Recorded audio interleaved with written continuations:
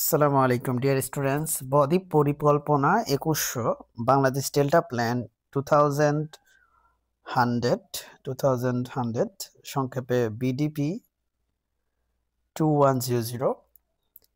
সাধারণ দিক এবং উদ্দেশ্য। বিডিপি 2100 একটি দীর্ঘমেয়াদী, সমন্বিত ও প্রযুক্তি নির্ভর টেকনো ইকোনমিক পরিকল্পনা, যা সব ধরনের ডেল্টা সম্পর্কিত সেক্টরীয় নীতিমালা ও পরিকল্পনাকে এক ছাতার নিচে আনা হয়েছে।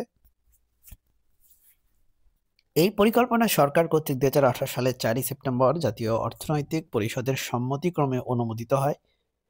পরিকল্পনায় বলা হয়েছে, সরকার ডেল্টা সংশ্লিষ্ট হস্তক্ষেপগুলোর জন্য অর্থনৈতিক বাজেটের প্রায় 2.5% জিডিপি ব্যবহার করার পরিকল্পনা রয়েছে নতুন বিনিয়োগ ও রক্ষণাবেক্ষণের জন্য।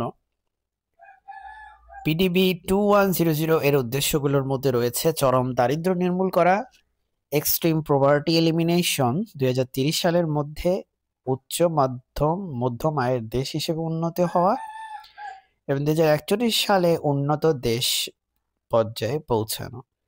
এটি জল, ভূমি, পরিবেশ ও জলবায়ু সম্পর্কিত চ্যালেঞ্জ সমূহ একসাথে বিবেচনা করে এবং দুর্যোগ ও পরিবর্তনশীল পরিসরে অভিযোজনের বা অ্যাডাপ্টেশন রোডম্যাপ স্থির করার চেষ্টা করে। হটস্পট ও রিস্ক অঞ্চল। পিডিপি 2100 পরিকল্পনায় হটস্পট ধারণা প্রবর্তিত হয়েছে, অর্থাৎ এমন এলাকা যেখানে সাধারণ জলবায়ু ঝুঁকি ও হাইড্রোলজিক বৈশিষ্ট্য একসাথে মারাত্মক প্রভাব ফেলতে পারে। কিছু উল্লেখযোগ্য হটস্পট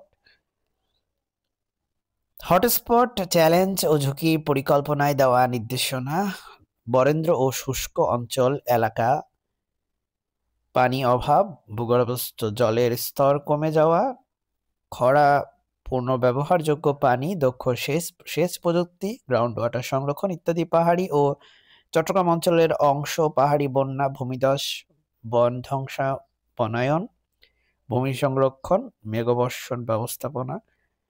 আর হটস্পট আছে উপকূলীয় এলাকা, আর হটস্পট এখানে আছে হাওর অঞ্চল। বাস্তবায়ন ও সমর্থন: একটি প্রকল্প support to elimination of Bangladesh delta plan 2100 SIBDP 2100 শুরু হয়েছে, যা সাধারণ অর্থনীতি বিভাগ জিইডি পরিচালনায় এবং নেদারল্যান্ড সরকারের সহায়তায়।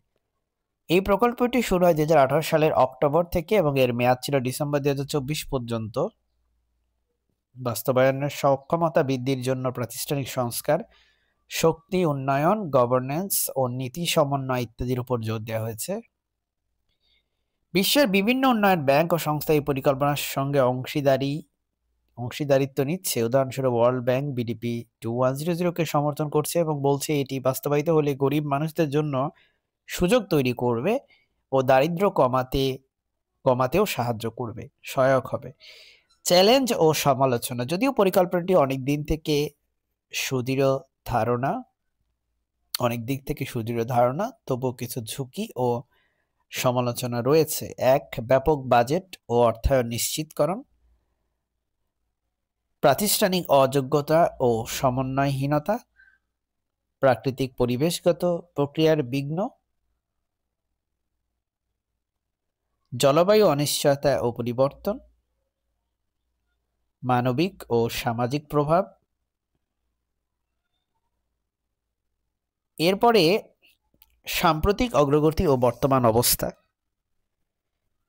2024 সালে SIBDP 2100 প্রজেক্টের কার্যক্রম সমাপ্ত হওয়ার কথা ছিল, তবে পরিকল্পনা অনুযায়ী নগদ কার্যক্রম ও পরবর্তী ধাপের জন্য ধারাবাহিক কাজ চালিয়ে নেয়ার উদ্যোগ নেওয়া হয়েছে। বেশ কিছু বিনিয়োগ প্রকল্প, উপকূল রক্ষা, নদী ব্যবস্থাপনা, সেচ উন্নয়ন ইত্যাদি অষ্টম পঞ্চবার্ষিক পরিকল্পনায় অন্তর্ভুক্ত করা হয়েছে। যেমন বিডিপি 2100 এর 80টি প্রকল্পের মধ্যে প্রায় 47টি প্রকল্পকে অষ্টম পঞ্চবার্ষিক পরিকল্পনায় আনুষঙ্গিকভাবে বসানো হয়েছে। পরিকল্পনায় ডেল্টা গভর্নেন্স কাউন্সিল গঠনের উদ্যোগ নেওয়া হয়েছে, যার নেতৃত্বে প্রধানমন্ত্রী আছেন এবং সংশ্লিষ্ট মন্ত্রণালয়গুলোকে পরিকল্পনায় যুক্ত করা হয়েছে।